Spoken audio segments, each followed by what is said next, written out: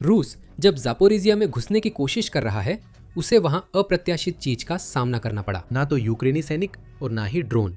वहां कोलंबियाई लोग इंतजार कर रहे थे। बेहद प्रशिक्षित भाड़े के सैनिक जो अपने देश के जंगलों में प्रशिक्षित हुए अब यूक्रेन में हैं। उन्होंने अभी कुछ अद्भुत किया है। रूसी मरने लगे, एक पोजीशन आजाद हुई। लेकिन असली कहानी सिर्फ जापोरिजिया की नहीं है। असल में जो हो रहा है वो कोलंबिया में हो रहा है। इस देश के इतने सारे सैनिक यूक्रेन क्यों जा रहे हैं, इसके पीछे कई दिलचस्प कारण हैं। आप इस वीडियो में उनके बारे में जानेंगे। लेकिन सबसे पहले हम स्टेपनोगोर्स्क की ओर चलते हैं। जुलाई भर में रूसी पैराट्रूपर्स धीरे धीरे लेकिन निश्चित रूप से इस छोटी सी बस्ती में घुसपैठ करना शुरू कर चुके थे। पहले एक शानदार और व्यापक मुक्ति हमले में खदेड़े जाने के बाद रूसी सैनिक बेतहाशा जितना हो सके उतने इलाके पर पकड़ बनाए रखने की कोशिश कर रहे थे, ताकि उनके साथी पुतिन को यह खुशखबरी दे सके कि स्टेपानाकर्ट फिर से उनके नियंत्रण में है। पैराट्रूपर्स गांव को नियंत्रित करने से काफी दूर थे, लेकिन घुसपैठिए खतरनाक होते हैं और इस खास समूह ने जली हुई इमारतों और दूसरी छुपने की जगहों में छोटे छोटे ठिकाने बनाना शुरू कर दिया था, जिससे वे यूक्रेनी बलों पर सीधे फायर कर सके और उन पर घात लगाकर हमला कर सके। घुसपैठियों को ऐसा करने की इजाजत नहीं दी जा सकती थी, सिर्फ इसलिए नहीं कि वे जितना नुकसान कर सकते थे, बल्कि इसलिए भी क्योंकि स्टेपनोगोर्स्क जितना दिखता है उससे कहीं ज्यादा अहम है। ये आम गांव नहीं है।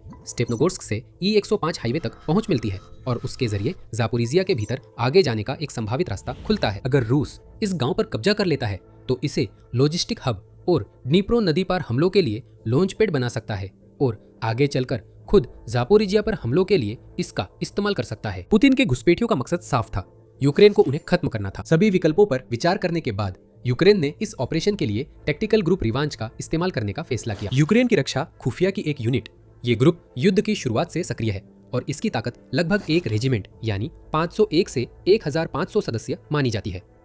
लेकिन रिवांच को खास बनाने वाली बात यह है कि इसमें कौन सदस्य बनता है। यूक्रेनी सैनिक इस टैक्टिकल ग्रुप का हिस्सा नहीं है। इसके सदस्य दूर दूर से आकर एक अंतरराष्ट्रीय यूनिट बनाते हैं। टैक्टिकल ग्रुप रिवांच ने पहले ही युद्ध में असर दिखाया है। रूसी आक्रमण के शुरुआती दिनों से ही इस ग्रुप को कीव में तैनात किया गया था और होस्टोमेल की लड़ाई में रूसी सेना की बढ़त रोकने में अहम भूमिका निभाई थी। बाद में इस ग्रुप ने कीव ओब्लास्ट के रुडिन्स्का को आजाद कराया। इसके अलावा इसने खार्किव और चासिव यार में भी लड़ाई लड़ी है। साथ ही डोनेट्स्क किलेबंदी बेल्ट के पास भी लड़ाई की है। ये सैनिक अनुभवी, प्रतिभाशाली और रूसी घुसपैठियों का सामना करने में सक्षम है। अब टैक्टिकल ग्रुप रिवांच के कोलंबियाई सैनिक जापोरिजिया में हैं। उन्होंने स्टेपनोगोर्स्क में रूसी घुसपैठियों को हराया है।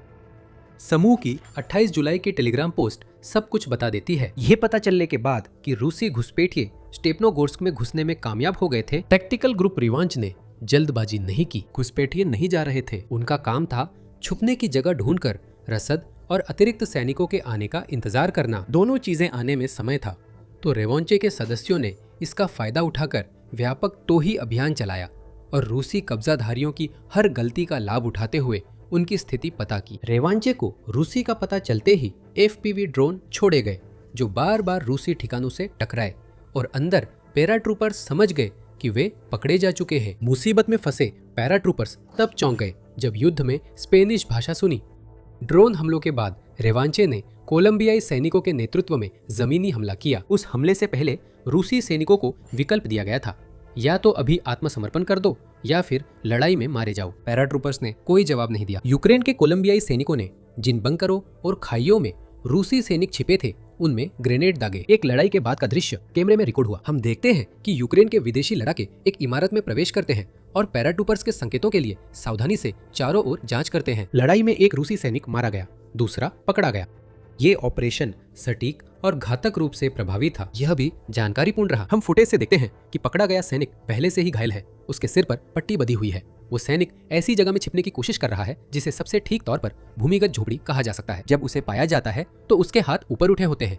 वो सबसे पहली बात जो कहता है वो है, मुझे बहुत बुरा लग रहा है, क्या आपके पास पानी या कुछ पीने के लिए है? यह दिखाता है कि पुतिन अपने सैनिकों को कैसी स्थिति में रखते हैं। अतीत में घुसपैठियों को सामान और पानी की कमी की खबरें आई है। मई 2025 में खेरसोन में रूसी सैनिकों को सप्लाई लाइन पूरी तरह से टूट जाने के बाद इतनी बुरी हालत में देखा गया कि वे गंदे पानी से भरे गड्ढों का पानी पीने को मजबूर हो गए, क्योंकि प्यास से मरने के बजाय गंदा पानी पीना उन्हें बेहतर लगा। अब हम स्टेपानाकर्ट में एक साफ तौर पर घायल सैनिक को अपने पकड़ने वालों से पानी मांगते देख सकते हैं। पैराट्रूपर को पानी, सिगरेट दी जाती है और फिर कोलंबियाई यूक्रेनी बलों द्वारा हिरासत में लिया जाता है। पूछताछ का फुटेज भी मौजूद है।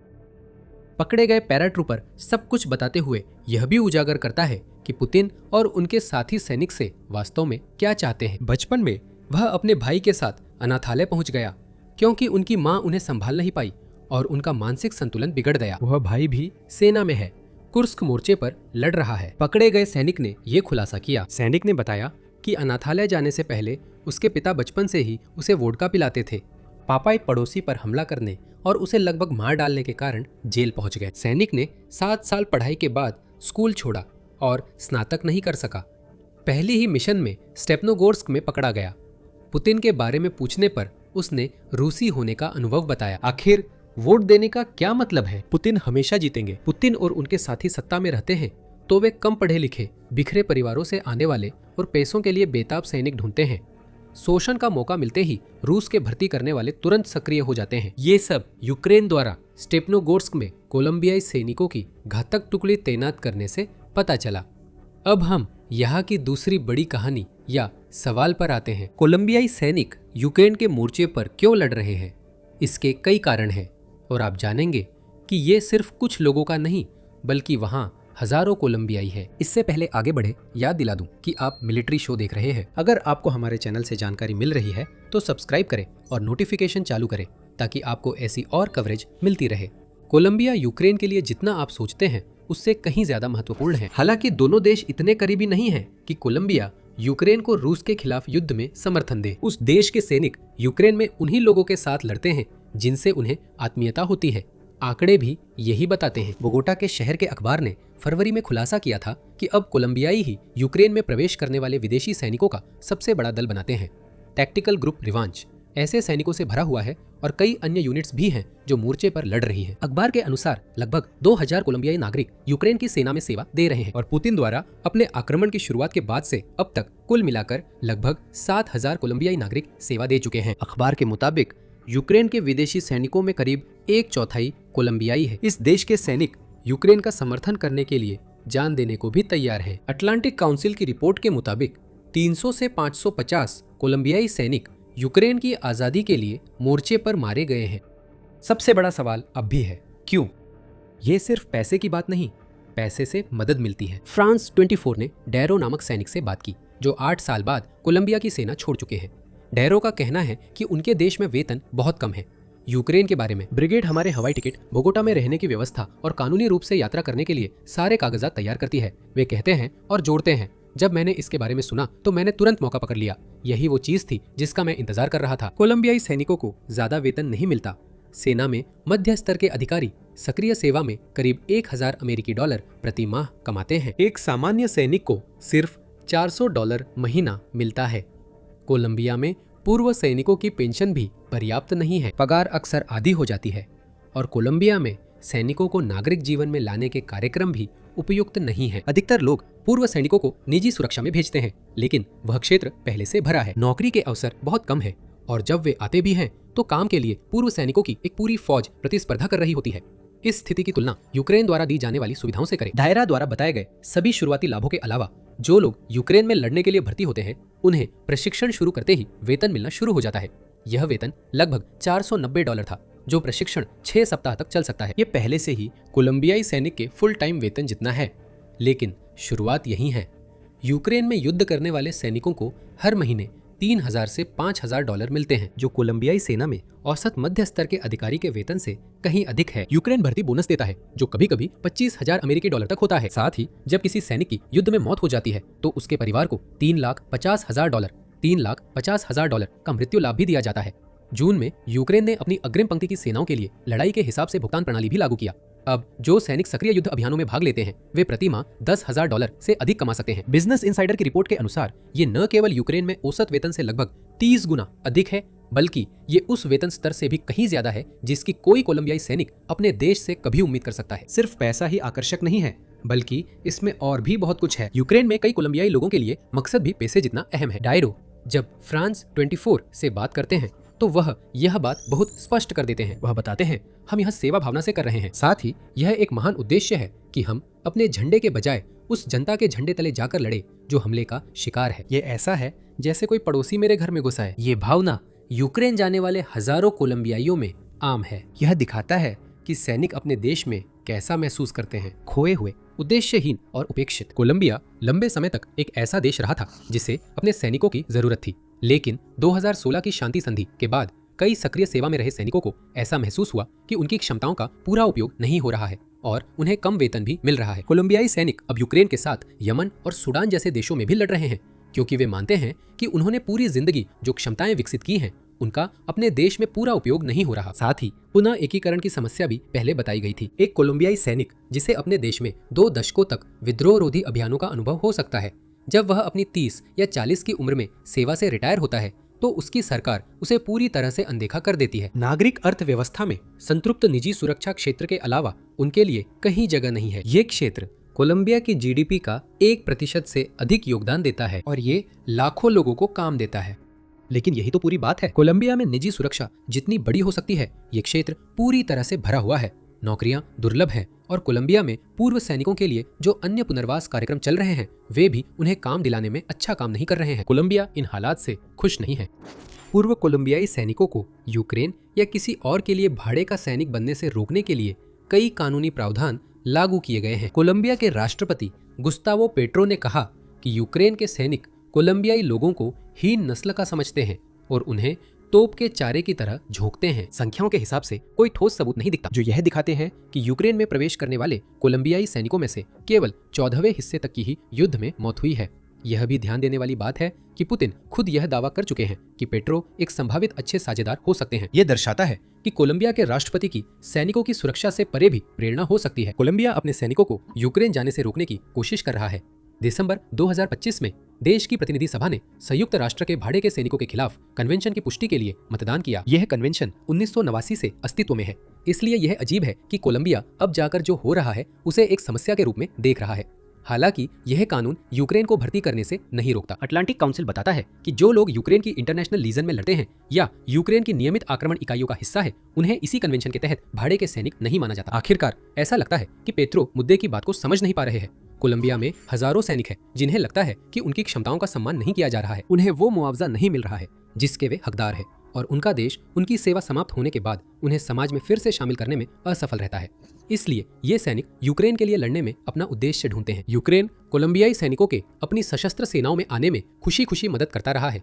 लैटिन अमेरिका के पहले सैनिक अपनी इच्छा से यूक्रेन में शामिल हुए थे, जैसा फ्रांस 24 ने बताया। ये केवल तब हुआ जब एक आधे अर्जेंटीनी और आधे यूक्रेनी सैनिक, जिनका नाम नजर था, ने और लोगों को लाने की योजना शुरू करने में मदद की कि यूक्रेन ने महाद्वीप से सक्रिय रूप से भर्ती करना शुरू किया। यूक्रेन कहेगा कि वह सिर्फ अवसर देता है, फैसला सैनिक लेते हैं। ये सब हमें कोलंबियाई सैनिकों के स्टेपनोगोर्स्क पर असाधारण हमले की याद दिलाता है। यूक्रेनी साथियों संग मिलकर हमला सफल रहा, एक व्यक्ति पकड़ा गया, ज्यादा जानकारी जुटाई गई और रूसी घुसपैठियों को गांव से बाहर किया गया। यूक्रेन के लिए ये एक बड़ी जीत है, क्योंकि इसका मतलब है कि अब रूस ज़पोरिजिया के उन लक्ष्यों पर हमला करने से और दूर हो गया है जिन्हें वे निशाना बनाना चाहते हैं। हालांकि स्टेपनोगोर्स्क अभी भी सुरक्षित नहीं है, बल्कि बिल्कुल भी नहीं। यूक्रेन युद्ध में इस गांव में लगातार लड़ाई हुई और रूस ने कभी स्टेपनोगोर्स्क के अधिकतर हिस्सों पर कब्जा कर लिया था। मई 2026 में यूक्रेनी सेनाओं ने स्टेपनोगोर्स्क को रूसी कब्जे से मुक्त कराने के लिए अभियान चलाया। कई हमलों ने रूस की सेनाओं को पीछे धकेल दिया। इससे गांव में हालात कुछ समय स्थिर रहे। यूक्रेन के तलाश और सफाई का अभियान में हवाई टोही और सटीक फायरिंग से रूसी सैनिकों को दबाकर रोके रखा गया, जिससे रूस की स्थिति ढह गई। इसके बाद इमारतों में सैनिकों की तलाश कर उन्हें मारने या पकड़ने की कार्रवाई हुई। ये अभियान जुलाई में यूक्रेन के कोलंबियाई सैनिकों द्वारा किए गए अभियान जैसा था, लेकिन ज्यादा बड़ा था। पता नहीं यूक्रेन ने इस चरण में कोलंबियाई दल का उपयोग किया या नहीं, फिर भी पुतिन ने स्टेपनोगोर्स्क को लेकर हार नहीं मानी। वे हार मान ही नहीं सकते। ये गांव ज़ापोरिजिया के बाकी हिस्से के लिए उनकी योजनाओं में अहम है। मई के अंत में कर्नल व्लादिस्लाव वोलोशिन, यूक्रेन दक्षिणी रक्षा बलों के प्रवक्ता, पुतिन ने 7वीं एयर असॉल्ट डिवीजन को स्टेपनोगोर्स्क भेजा ताकि जून अंत तक गांव पर कब्जा हो। संभवतः इन्हीं सैनिकों को यूक्रेन के कोलंबियाई सैनिकों ने जुलाई में पकड़ा या मारा। जहां तक जून तक स्टेपनोगोर्स्क पर कब्जा करने की बात है, वह तो साफ तौर पर नहीं हो पाया। यह भी पुतिन द्वारा बनाई गई एक और पागलपन भरी और अवास्तविक समय सीमा थी, जिसे उन्हें अब तक समझ जाना चाहिए था कि वह कभी पूरी नहीं होने वाली थी। जहां तक अभी स्टेपनोगोर्स्क में क्या हो रहा है, हमने अभी देखा कि रूस गांव में घुसपैठियों को चुपके से भेजने की कोशिश कर रहा है। यूक्रेन निगरानी कर रहा है और घुसपैठियों को बाहर निकालने का मौका तलाश रहा है। और अभी ज़ापोरिजिया में रूस आगे नहीं बढ़ रहा है, बल्कि यूक्रेन आगे बढ़ रहा है। यह institute for the study of war या ISW के अनुसार है। अपनी 29 जुलाई की रूसी आक्रामक अभियान मूल्यांकन रिपोर्ट में ISW के अनुसार यूक्रेनी सेना ने पश्चिमी जापोरिजिया ओब्लास्ट में पहले बढ़त बनाई थी। 20 जुलाई को प्रकाशित और जून 2026 की तारीख वाली अभिलेखीय स्थान सत्यापित फुटेज में दिखा कि यूक्रेनी बलों ने उत्तर पूर्वी स्टेपनोगोर्स्क में रूसी कब्जे वाली इमारतें खाली कराई। ओरिक्यू के पश्चिम में यह संकेत देता है कि यूक्रेनी बलों ने पहले इस क्षेत्र में आगे बढ़त बनाई थी। तो ऐसा लगता है कि पुतिन की सेनाएं स्टेपानाकर्ट पर कब्जा करने के उतने ही करीब हैं जितना वे तब थीं जब यूक्रेन ने मई में उनमें से ज्यादातर सैनिकों को बाहर निकाल दिया था। अब पुतिन के गुर्गों के सामने नई समस्या है। प्रशिक्षित कोलंबियाई सैनिक यूक्रेन के साथ गांव की सुरक्षा में लगे हैं। रूसी सैनिक ऐसे दुश्मन के हाथों मारे जा रहे हैं जिसकी उन्होंने कभी कल्पना भी नहीं की थी। संभव है कि सैकड़ों या हजारों और कोलंबियाई सैनिक जल्द यूक्रेन पहुंचेंगे। हमने अभी आपको स्टेपानाकर्ट की स्थिति की जानकारी दी है। अगर आप जानना चाहते हैं कि यूक्रेन ने गांव को कैसे आजाद कराया, अगर आप ऐसे ही हैं तो हमने आपके लिए इसका इंतजाम किया है। हमने स्टेपानाकर्ट की आजादी की खबर उसी समय दी थी जब ये हुआ था और हमने बताया था कि ये इतना महत्वपूर्ण क्यों था। रोमांचक युद्ध क्षेत्र की फुटेज और ज़पोरिजिया के लिए लड़ाई में उस बस्ती का क्या महत्व है, इसकी गहरी समझ आपका इंतजार कर रही है। यहाँ खत्म करने के बाद उस वीडियो को जरूर देखें, लेकिन जाने से पहले हमें उम्मीद है कि आपको ये वीडियो पसंद आया होगा। अगर आया हो तो सब्सक्राइब करना और नोटिफिकेशन चालू करना न भूलें ताकि आप मिलिट्री शो पर हमारे रोजाना आने वाले वीडियो सबसे पहले देख सके। और देखने के लिए आपका धन्यवाद।